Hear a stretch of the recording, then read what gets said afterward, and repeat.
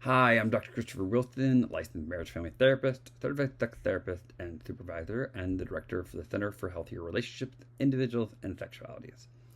In my previous video, I went over the difference between erectile dysfunction, erectile challenge, and erectile variance. And in today's video, I'm going to go over some of the most common reasons we experience these issues. They can be classified under really two categories, the first being medical, and the second being mental/emotional. And in medical, we have several different categories of issues. The first being conditions or diseases. This can include heart disease or diabetes because these impact our vascular system and thus impact our erectile functioning. The next category we have is endocrine system issues. This can be issues such as having too low testosterone or too low free testosterone, which can impact our erectile functioning. There can also be other issues of our endocrine system or related to our endocrine system in the sense of having too little or too much of certain vitamins and minerals. When these things get adjusted, sometimes people experience better erectile functioning. The third area we can have problems with is our pelvic floor. Our pelvic floor is a bowl-shaped set of muscles in the pelvic region which control functioning such as erectile functioning, urination, defecation, ejaculation. When these muscles are too tight or too loose, it can cause issues with erectile functioning. And in order to get properly diagnosed, we have to send people to get a proper medical evaluation. Most oftentimes, we send someone to either their primary care doctor, a urologist, or a doctor of physical therapy who specializes in pelvic floor dysfunction. When these issues get addressed, it oftentimes improves erectile performance.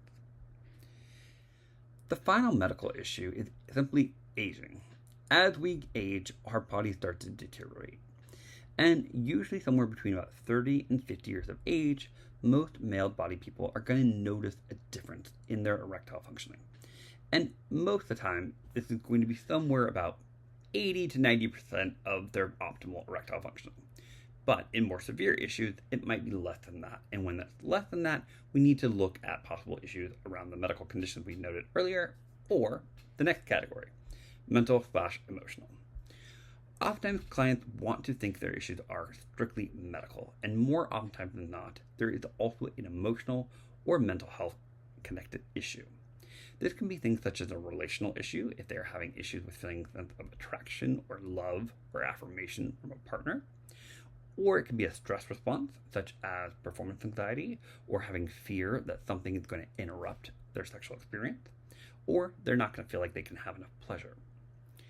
When these issues are faced, men oftentimes experience issues with erectile functioning, whether that's obtaining or maintaining an erection.